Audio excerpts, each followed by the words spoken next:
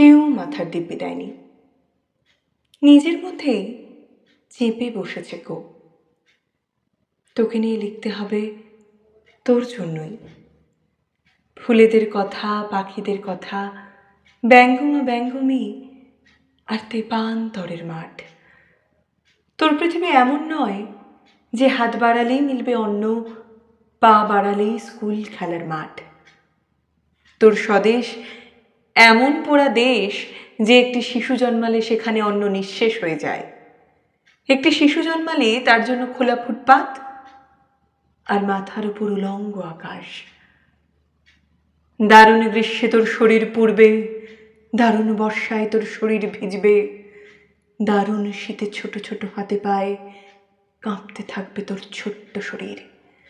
আর তোর দিকে মুখ ফিরিয়ে উদাসীন হেঁটে যাবে এই জগৎ সংসার, একটি শিশুর সোনার থালা। মিথ্যে কথা, অলিক প্রতিশ্রুতি। তোর চাই নতুন বর্ণমালা। অয় অন্ন, আয় আশ্রয়।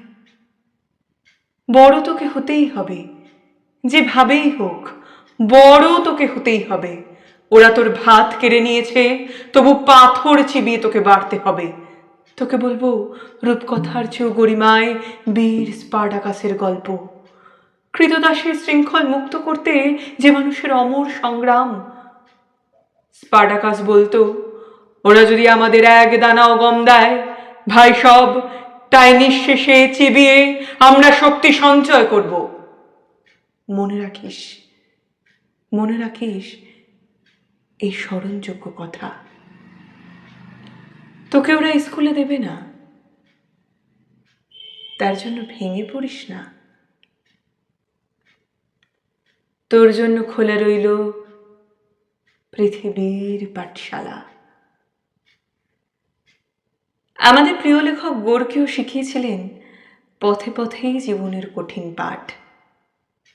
তার কথাতেই বলি, সহ্য করিস না, সহ্য করিস না। চারপাশের চাপের কাছে মাথা নোয়ালেই মানুষ পঙ্গু হয়ে যায়, অনমনীয় ঘৃণায় আর বিদ্রোহে।